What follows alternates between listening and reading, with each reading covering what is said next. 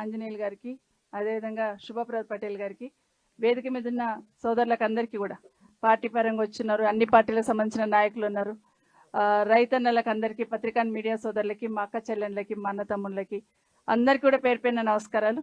ఎక్కువ టైం తీసుకొని మీరు చాలాసేపు నుండి కూర్చున్నారు, కానీ మిమ్మల్ని అందరినీ చూస్తూ ఉంటే అంటే భూమి అంటే తల్లిదండ్రితో ఎంత మమకారం పెంచుకుంటామో భూమితో కూడా అంతే మమకారం పెంచుకుంటాం. తరతరాలుగా భూమి కాపాడి ఎన్ని కష్టాలున్నా ఓర్చుకొని పిల్లలకు అందించాలనే ఆలోచన చేస్తున్న సందర్భంలో నిన్న మిమ్మల్ని అరెస్ట్ చేశారని నాకు శుభప్రద్ నా దగ్గరికి వచ్చి చెప్పినప్పుడు చాలా బాధ అనిపించింది.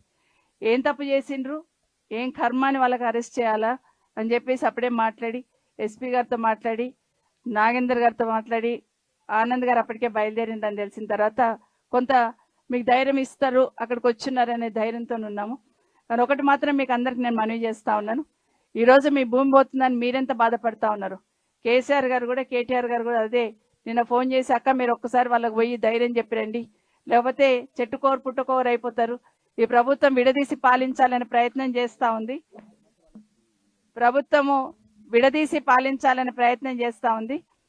ఇష్టం వచ్చినట్టు అలైన్మెంట్ మార్చి రైతుల భూములు గుంజుకోవాలని ఒకటే ఈ ప్రభుత్వం పనిచేస్తుంది. దయచేసి మీరు కూడా వెళ్ళి రైతులకు ధైర్యం ఇవ్వండి, మనం ఉన్నాము, మన పార్టీ ఉంది, ఎంతవరకైనా వాళ్ళెంట మనం ఉంటామని ధైర్యం ఇవ్వండి అని చెప్పారు. మీకు అందరికి ఒకటే మనవి చేస్తున్నా, ఇప్పటివరకు ఎవరంతల వాళ్ళు ఇంతవరకు నడిపించున్నారు. కానీ ఇప్పుడు నా విజ్ఞప్తి ఏంటంటే మీరందరూ కూడా ఒక జేఏసీ ఏర్పాటు చేసుకోండి. పూడూరులో ఉన్నారు, నవాపేటలో ఉన్నారు, మన మోమిన్పేటలో ఉన్నారు, అందరు రైతులు కూడా కలిసి ఒక జేఏసీ లాగా ఏర్పాటు చేసుకొని మీ అందరు అందులో ఉండేటట్టు చూసుకోండి. వీలుంటే మమ్మల్ని కూడా అందులో జాయిన్ చేసుకోండి, మా నంబర్లు కూడా ఇస్తాం, కావాలంటే మీరు అందులో యాడ్ చేసి ఒక జేఏసీ ఏర్పాటు చేయండి. మా నాయకత్వంలో మీరు పనిచేయడం కాదు, మీ నాయకత్వంలో మేము పనిచేస్తాం, మీ వెనుక మేము నడుస్తాం. అయితే లగచెల్ల ఎందుకు చెప్తున్నాం, ఎప్పుడంటే లగచెల్లలో భూమి తీసుకున్నప్పుడు రేవంత్ రెడ్డి గారు సొంత నియోజకవర్గం ముఖ్యమంత్రి, లగచెల్లలో భూమి తీసుకున్నప్పుడు అక్కడున్న రైతులు అసలు ఎట్టి పరిస్థితులలో కాంప్రమైజ్ కాలేదు. రైతన్నలందరూ కూడా గట్టిగా ఫైట్ చేసిండ్రు, అరెస్ట్ చేసి జైలుకు పంపించిండ్రు. జైలుకు పంపిస్తే కూడా ఆ రోజు సరే ఏదైనా కూడా ఆ రోజు లగచెల్లెల వాళ్ళు ఫైట్ చేసిండ్రంటే రైతులందరిని అరెస్ట్ చేసి జైలుకు పంపిస్తే వాళ్ళ ఇంట్లో నా ఆడవాళ్ళు ఊరుకోలే. మా రైతులని, మా తండ్రిని అరెస్ట్ చేసిన బిడ్డలు రోడ్డు మీదకి వచ్చినారు, మా భర్తను అరెస్ట్ చేసిన భార్యలు రోడ్డు మీదకి వచ్చినారు, మా కొడుకుని అరెస్ట్ చేసిన తల్లి రోడ్డు మీదకి వచ్చింది. వచ్చి ఎట్టి పరిస్థితులలో మా భూములు ఇయ్యం, మా ప్రాణాలు కావాలంటే తీసుకోండి, కానీ మా భూములు మాత్రం మేము ఇయ్యమని చెప్పి పెద్ద పోరాటం చేస్తున్నారు. దేశంలోనే ఎవరు కూడా అంత గట్టిగా నిలబడి ఉంటారు. ఎంతమంది ఇబ్బంది పెట్టినా, ఇండ్లకి వచ్చి పోలీస్ డిపార్ట్మెంట్ సంబంధించిన పోలీస్ సోదరులందరూ ఇండ్లకి వచ్చి ఇబ్బంది పెట్టినా కూడా అక్కడున్న మా మహిళా సోదరిమణులు వెనుకడుగు వేయకుండా ఢిల్లీ దాకా వచ్చి అక్కడ కూడా కంప్లైంట్ ఇచ్చి మా భూములు ఎట్టి పరిస్థితుల్లో ఇవ్వము అని గట్టిగా ఫైట్ చేసినారు. కాబట్టి లగచెల్లని గుర్తు చేస్తున్నాం. సో మీరందరూ కూడా ఏమో అవుతుందో కాదో, వాళ్ళ పార్టీ రూలింగ్ ఉంది కదా, ఇవన్నీ పక్కన పెట్టండి. రైతులందరూ ఒక్కతాటి మీద ఉంటే ఎట్టి పరిస్థితులలో ఏ ప్రభుత్వం కూడా ఏమి చేయలేదు అనేది వాస్తవం. ఈరోజు నిజంగానే మీ భూములు తీసుకుంటున్న సందర్భంలో ఈపాటికే మీకు ఒక భరోసా ఇవ్వాల్సింది, కానీ కనీసం భరోసా లేకుండా వాళ్ళు ఇష్టం వచ్చినట్టు అలైన్మెంట్ మార్చుకొని ప్రభుత్వ భూమి ఉన్నా కూడా ప్రభుత్వ భూమిని వదిలేసి మీ పట్టా ల్యాండ్స్కెళ్ళి తీసుకుంటుందంటేనే ఒక రకమైన మూర్ఖత్వంతో ప్రభుత్వం పనిచేస్తుంది అనేది అర్థమవుతుంది. మా ఇష్టం, మా రాజ్యం, మేము ముఖ్యమంత్రి, నేనే ప్రభుత్వం, మాదే, మా ఇష్టం వచ్చినట్టు చేస్తామనే ప్రవర్తన ఏదైతుందో చూస్తే ఎవరం కూడా ఊరుకోము. రైతులకు ఇబ్బంది కలిగితే ఎట్టి పరిస్థితులు కూడా ఊరుకోవద్దు అనేది కేసీఆర్ గారు రైతుకు ఒక వెన్నెముకలాగా ఉండే 10 సంవత్సరాలు కంటికి రెప్పలా కాపాడుకున్నాడు. ఏ చిన్న ఇబ్బంది వచ్చినా రైతుకు నేనున్నా అని చెప్పి పంపించున్నాడు. ఒకసారి ఇట్లాగే మీకు అందరికి తెలుసో లేదో, మరపల్లిలో వడగండ్లు పడ్డాయి, బాగా వడగండ్లు పడి వర్షం వచ్చి బాగా పంటలు నష్టమైతే నేను ఢిల్లీకి అయితే పని మీద పోతే రాత్రి 11:30 ఫోన్ చేశారు, 7న ఉమ్మంటే ఢిల్లీలో అంటే, అయితే నువ్వు ఢిల్లీకి అర్జెంట్ వచ్చేసాయి, రాత్రి 2 గంటలకు టికెట్ బుక్ చేసి నువ్వు వచ్చాయి, పొద్దున లేవగానే నువ్వు నిరంజన్ రెడ్డి మరపల్లి పోయి రైతులను చూసిరండి, పంటలు నష్టపోయిన వాళ్ళకు ధైర్యం ఇచ్చిరండి అని చెప్పాడు. అట్లా ఉండాలి ముఖ్యమంత్రి అంటే. కానీ ఈరోజు ఉన్న వాళ్ళకి ఏముంది, పంటలు నష్టపోయినా ధ్యాస లేదు, భూములు పోతున్నాయని రైతులు ఏడుస్తున్నా ధ్యాస లేదు. ఇప్పుడు హెచ్ఎండిఏకి వెళ్ళి ఒక నోటిఫికేషన్ ఇచ్చున్నారు, ఒక ఆర్డర్, ఇప్పుడు ఆనంద్ చెప్పినట్టే. ఏం చెప్పారు అందులో, మీకు ఏమైనా అభ్యంతరాలు ఉంటే వచ్చి హెచ్ఎండి ఆఫీస్లో కంప్లైంట్ ఇవ్వండి, మీకు ఏమైనా సలహాలు ఉంటే హెచ్ఎండి ఆఫీస్లో వచ్చి మమ్మల్ని కలవండి. మరి అసలు రానిస్తలేరు కదా, ఇంటికాడనే అరెస్ట్ చేస్తున్నారు, రోడ్డు మీదకి రానిస్తలేరు రైతులని, త్రిపుల రైతులని అక్కడి దాకా రానిస్తలేరు, గేట్ కూడా దొక్కనిస్తలేరు హెచ్ఎండి. మరి ఎక్కడ కంప్లైంట్ ఇవ్వాలి? కలెక్టర్ గారిని అడుగుతానేమో మాకు ఒక క్లారిటీ లేదు, పైకి వెళ్ళి మాకేం డైరెక్షన్ లేదు అంటున్నారు. మరి ఎవరిని అడగాలి?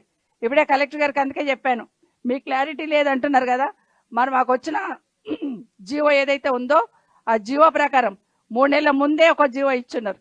కాబట్టి ఆ జీవోలన్నీ తీసుకొని మా ఆనంద్ గారు, మా నాయకులందరూ, మహేశ్వర్ రెడ్డి గారు, ఆనంద్ గారు, నాగేందర్ గారు, శుభప్రద్ గారు వీళ్ళందరూ కలిసి మీ దగ్గరకు వస్తారు, ఎక్స్ప్లెయిన్ చేస్తారు రైతులకు ఏమి ఇబ్బంది అవుతుంది. రైతులను మీరు కలుస్తలేరు, మీరు భరోసా ఇస్తలేరు, కనీసం నాయకులకన్నా వివరించే ప్రయత్నం చేయండి. మా రైతన్నులకు మేము అండగా ఉండే ప్రయత్నం చేస్తాం.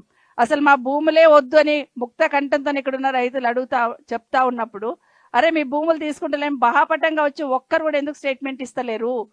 ఒక్కరైనా స్టేట్మెంట్ ఇవ్వాలి కదా, బాబు మీ భూములు తీసుకుంటలేం, మీరు టెన్షన్ పడక. ఇప్పుడు ఈ తమ్ముడు చెప్తున్నాడు మా నాన్నకు టెన్షన్ పడి హాస్పిటల్లో జాయిన్ అయినాడని.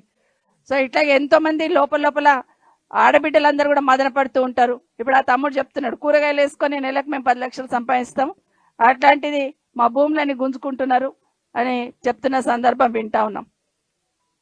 మరి వీళ్ళందరూ ఎటు పోవాలా, ఏం చేసుకోవాలి? ఇక్కడ ఉన్న చాలా మంది యువకులు చదువుకున్న వాళ్ళు ఈరోజు వ్యవసాయం చేసుకుంటున్నారు.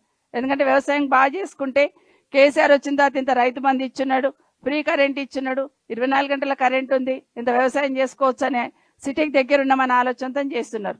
సరే రింగ్ రోడ్ వచ్చినప్పుడు, త్రిపుల్ ఆర్ వచ్చినప్పుడు నిజంగానే పోతే జెన్యున్గా రింగ్ రోడ్ చేసి ఉంటే మా భూములు పోయింది కర్మ అని వదిలేస్తుంది. కానీ పెద్దవాళ్ళ కోసమో ఎవరి భూముల కోసమో ఇష్టం వచ్చినట్టు అలైన్మెంట్ మార్చిన తర్వాత ఏ రైతు కూడా ఎందుకు కడుపు మండకుండా ఉంటుంది? ఎవరి కోసమో పెద్దోడి కోసమో చిన్నోడిని కొడతా ఉంటే, చిన్నోడి కోసం పెద్దోడిని సఫర్ చేస్తే అర్థం ఉంది, కానీ పెద్దోడి కోసం చిన్నోడిని కొడతా ఉంటే ఏ రైతు కూడా ఎట్లా కలకలు ఉంటుందనేది ఒకసారి గుర్తుపెట్టుకోవాలని చెప్తూ, ఎట్టి పరిస్థితులలో వీళ్ళ భూములు తీసుకోవడానికి వీల్లేదు.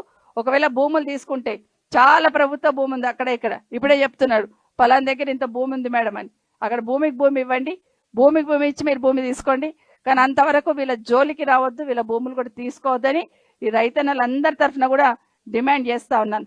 లేదంటే ఒక భరోసా ఇవ్వండి, ఏం చేస్తున్నారు, ఏం తీసుకుంటారు. ఒక్క దగ్గర కాదు, రేవంత్ రెడ్డి గారి ప్రభుత్వం వచ్చినాక రంగారెడ్డి జిల్లాలో ఏ మూల చూసినా కూడా భూముల మీద డేగల్లాగా వాడుతూ ఉన్నారు. నిన్నగాక మొన్న అస్తేపూర్ కవ్వుకుంటే మీకు ఐడియా ఉంది, అస్తేపూర్లో రైతన్నులందరినీ మీ భూములు ఇచ్చేసేయండి తీసుకుంటాం అన్నారట.